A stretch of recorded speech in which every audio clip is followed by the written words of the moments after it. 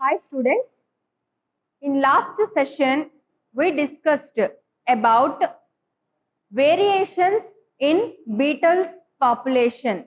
Variations in beetles population. Along with that we discussed about Lamarckism. Lamarckism. What Lamarck said? So he said about different aspects regarding to the acquired traits. What he concluded through giraffes, so that it is acquired traits or transmits from one generation to another generation. So acquired traits are also transmit from one generation to another generation, like that Lamarck proposed. But after that Weizmann, so August Weizmann, he conducted several experiments on Lamarck's theory. He disproved Lamarck's theory. Acquired characters, bodily changes won't transmit into the next generation. So when the changes are occur in genes or when the changes occurs in the genetic material, those changes only transmits to the next generation, but not the bodily changes, like that Weizmann proved experimentally. For his experiment, he selected an organism. What it is, children? That is nothing but a rat. Now see on screen. So this slide is showing you the experiment of Weizmann, how he disproved the Lamarckism. So August Weizmann cut the tails of mice and bred them for over 20 generations. Which organism he selected? That is nothing but rat. So he selected rat and he caught the tails of the rat. So he caught the tails of the rat and he bred them. He provided the food material and everything to that organism. And he mated the rats, means the rats won't have tails. So such a kind of rats gave next generation that progeny also having the tails. Parents are not have the tails, but the progeny have the tails. So again one more time like that only, 21 generations he observed. He caught the tails of the rats and he bred them and he got the next generation from those rats. Again the new generation is having the tails. So like that 22nd generation is also having the tails. By showing this experimental results, Weizmann disproved the Lamarck statement. So bodily changes won't be transmitted, only the changes which are occur in the genes, those only able to transmit in the next generation. So that only he said, we now know that traits are passed on by genes which are not affected by life experiences. What kind of experiences we will get from the external environment? For example, in an accident, one parent lost his finger or a hand. Then what kind of progeny form from that parent without hand, without finger? No, not at all. The progeny will have the similar kind of features. It's also have the hand and finger. So bodily changes, what we will get from the environment, external environment, which will affect our physical appearance, that it won't be transmitted. When it changes the genetic material, then those kind of variations only organism able to transmit. So like that, Weizmann disproves the Lamarck statement.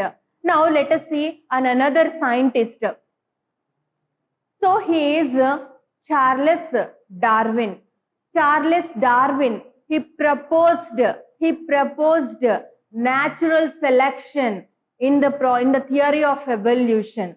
So in the theory of evolution, natural selection plays an important role, that it is said by Charles Darwin. So Charles Darwin, born in England. So he is a scientist, was born in England in between 1809 to 1882 of the lifespan. So Charles Darwin conducted several experiments on several aspects. So what he did, how he started, in what way he reached his destiny. Now let us see. The Charles Darwin voyaged 5 years in his 22 years of old in the survey ship of Beagle, HMS Beagle. So he voyaged how many years? 5 years. At what age? 22 years of old. So he traveled those many places and he gathered several evidences regarding to the natural selection. So he visited several places and he gathered the evidences also. So which places he visited mainly and what he observed in those places means that place is nothing but a Galapagos Island. So in a Galapagos Island, he observed a small group of birds. He observed a small group of birds. Nothing but we call it as finch birds. What are those? Finch birds. So see here, finch birds. So the bird, finch bird only, but if you observe the beak, means feature of the beak, it looks different. He observed diversity in these finch birds. How much diversity? It is a vast diversity. So several changes in the beak shape he observed in those islands only, Galapagos Islands. So that how it possible, how is it possible and how they got variations in the beak structure, that is because of the availability of food material. So what kind of food material it is available to the birds, depending upon that only they shown the variations. So some of them may get the food material from the trees, plants, some of them will eat fruits, some of them will break the shells of the nuts and they used to eat the seed in that, and some of them depend upon cactus plants, some of them will search and take the insect from the cracks of rocks. So different food materials are available in different islands of Galapagos. So if the beak is similar in all types of birds, then the bird unable to survive in that particular island. If only insects are available in that island, if the beak is only helps to take the trees leaves and all, then that it is not useful to search and to take the insect from the cracks of the rocks.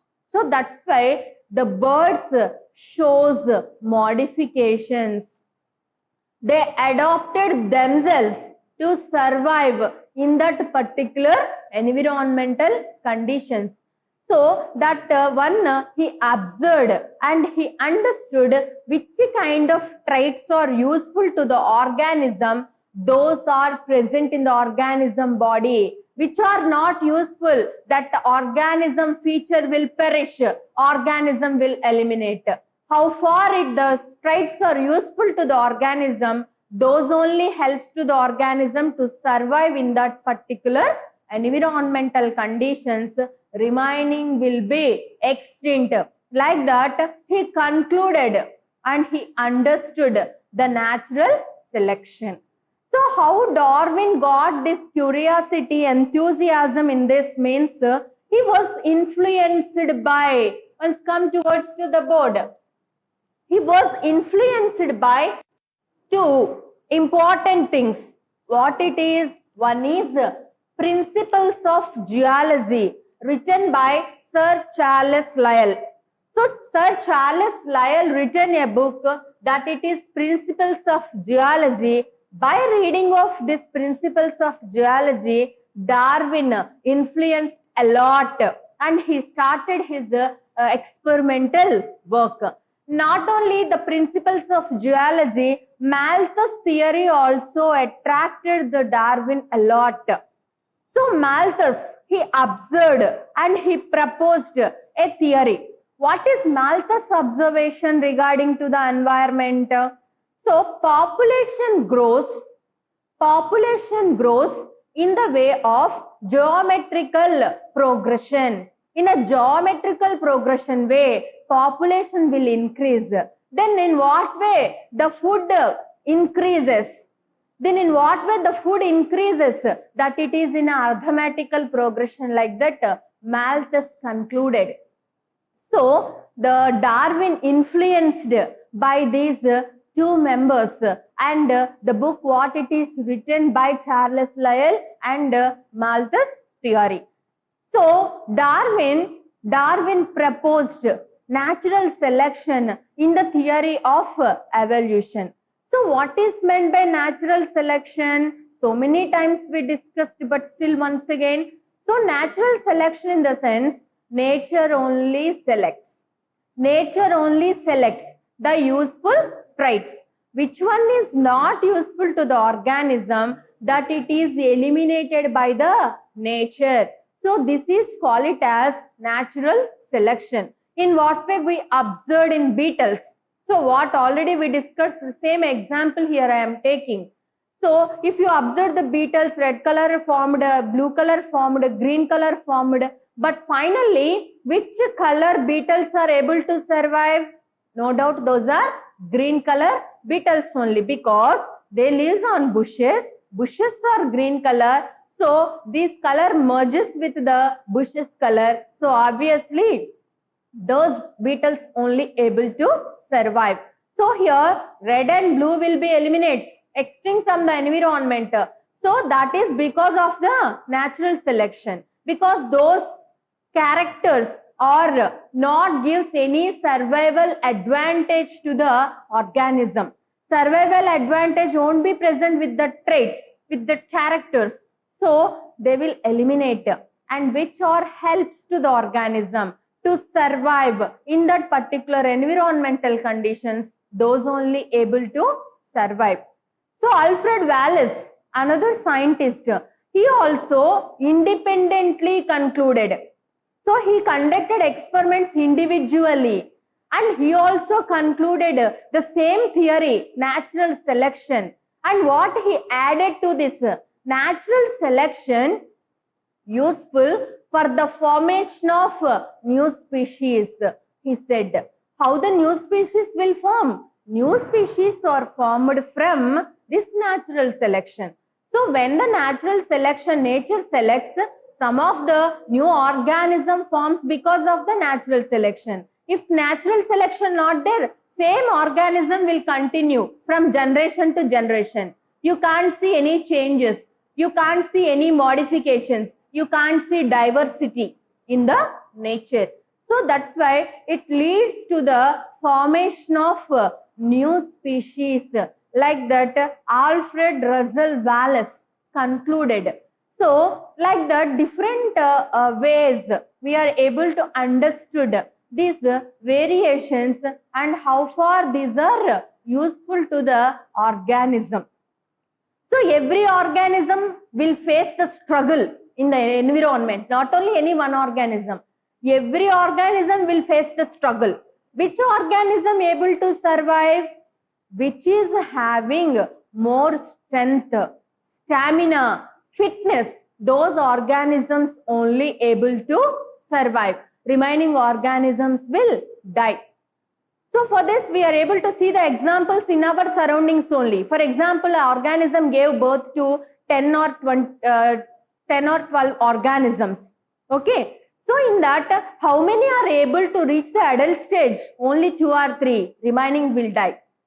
Snake also will give birth to so many organisms. So many progeny will come. Like the tiger also, lion also, any kind of a bird also will lay several eggs. So, but in that, how many are able to come outside from the egg? How many are able to grow? How many are able to reach the adult? How many are able to reproduce once again? Number will decrease. Only few of the organisms are coming to the survival stage. Remaining can't survive. What is the reason for that? Struggle of existence.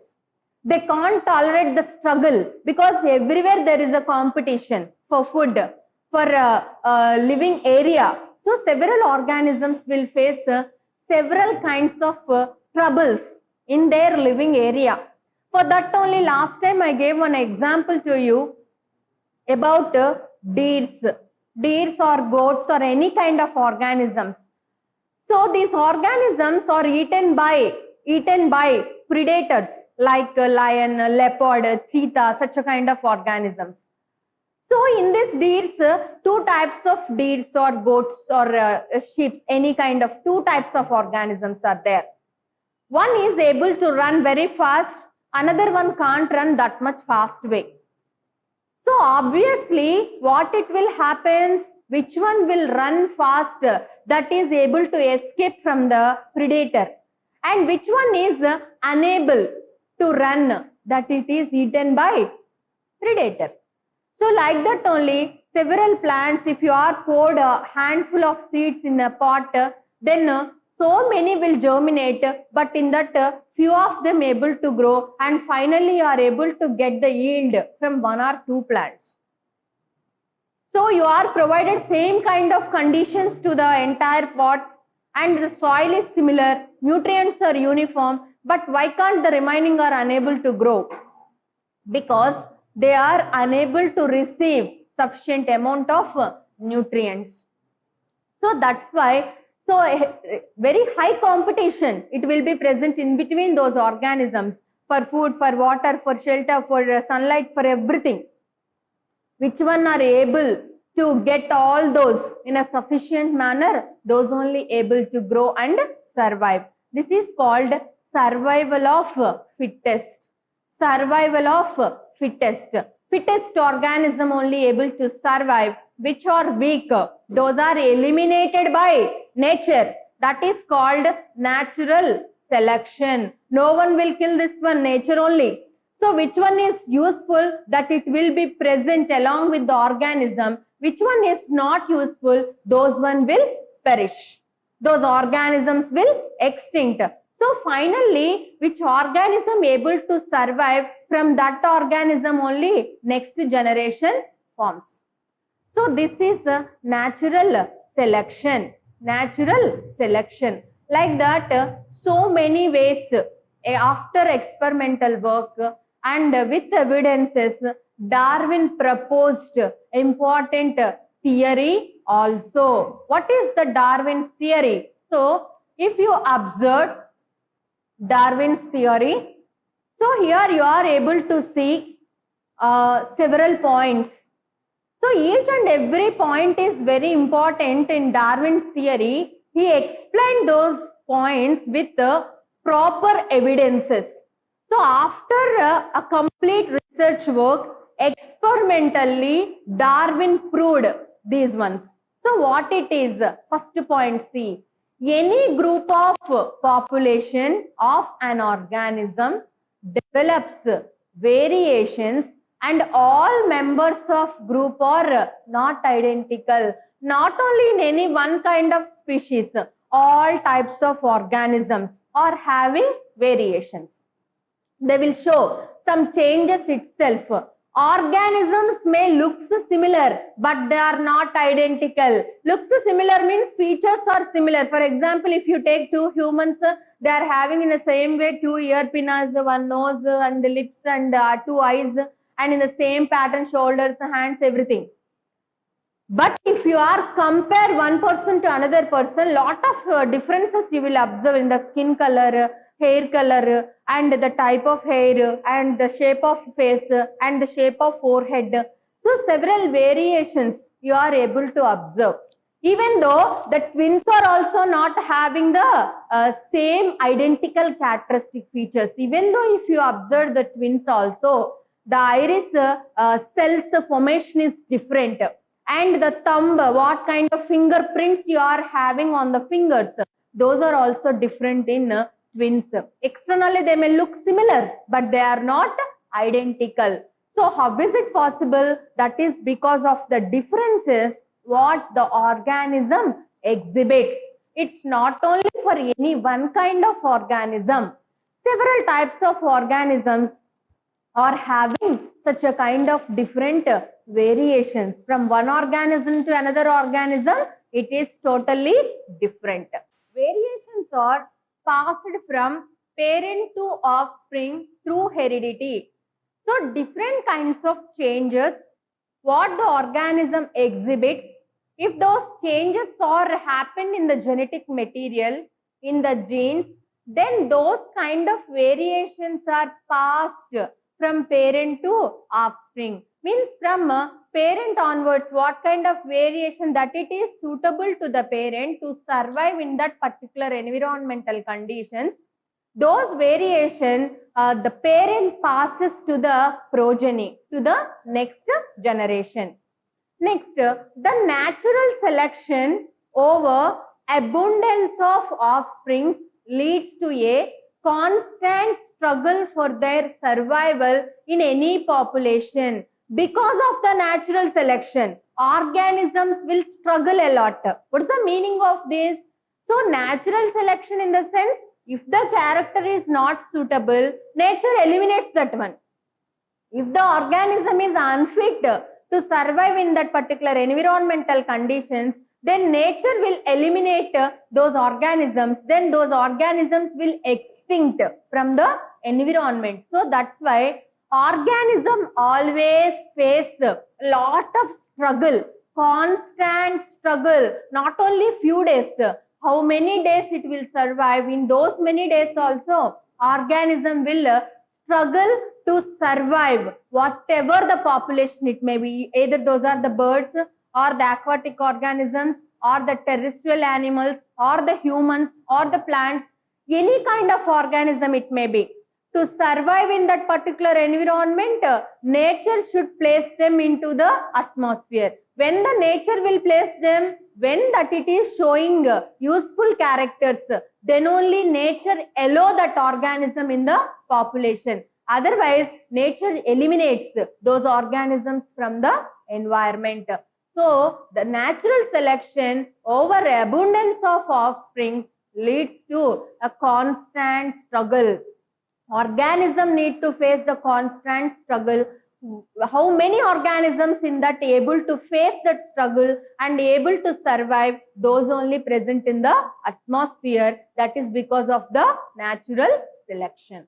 Next, individuals with variations that help them to survive. Individuals with variations that help them to survive. So each and every individual is having several types of variations. That variations should be useful to the organism.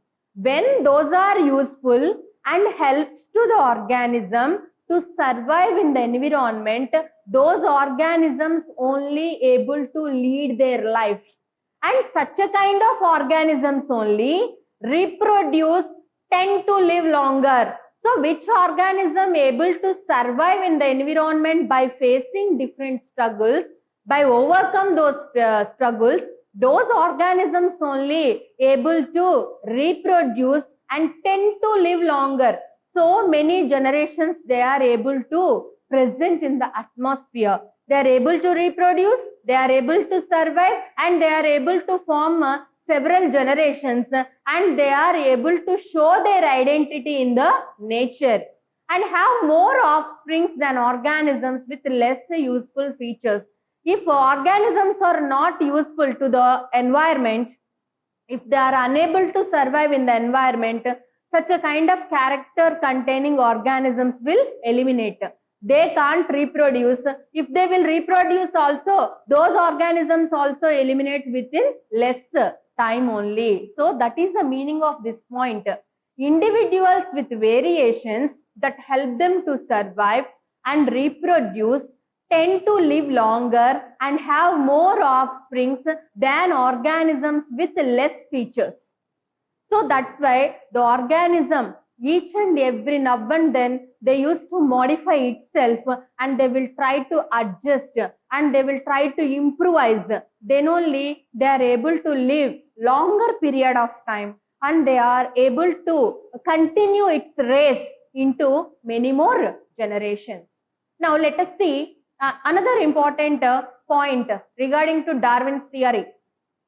Offsprings of survivors inherit the useful variations, and the same process happens with every new generation until the variations become a common feature. So which one are survive, those organisms inherits that useful characteristic features to the offspring. How far it will passes this one? When it will become a common feature. Up to that, the useful characters are transferred by the parent towards to the offspring. As the environment changes, the organism within the environment adopt the changes to the new living conditions. So where it is living, in that area, if the environmental conditions are changed, immediately organism also starts to survive in that particular environmental conditions through modifications. It will show some changes in their body. With that changes, it is capable to live in that environmental conditions. So, depend upon the environmental conditions, organism shows adaptations. Those are helpful to survive in that new conditions. Over a long period of time, each species of organism can accumulate so many changes. Each species of organism can accumulate so many changes that it becomes a new species. It won't form within one day and within few days. When over a long period of time, an organism shows continuous changes, that it leads to the formation of new species. Similar to but distinctly different from the original species. What it is formed newly, it is not exactly like an ancestor. It shows some changes. Features wise, you are able to see a new kind of organism. All species on the earth arise in this way. Now what you are seeing, even though human being also, once before, it's not look like a normal Homo sapien. So he looks like a gorilla, means ape. Now we got a separate features. So this, in this way, a new organism, new species form from the older one. That is because of the continuous changes in the organism. So that only last point also. Evolution is a slow and continuous process. It's not a fast one. Slowly, it takes lot of time, millions years of time, and continuously it happens.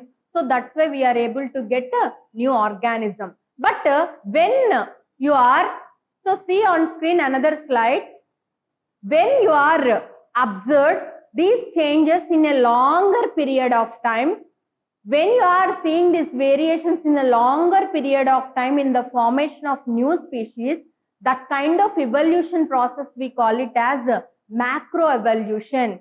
For example, from primitive organism, from unicellular microorganism, prokaryotic cell onwards, eukaryotic cell formation takes longer time. It's a macroevolution. From ape onwards, human being formed. It's a long process. From one kind of organism onwards, dinosaur evolved. So that is also takes lot of time. So such a kind of evolution, the change among species over a long time span with the same species dying out and new species emerging, major biological changes evident into the fossil record. So this one we are able to know through the fossils. So fossils intimates us.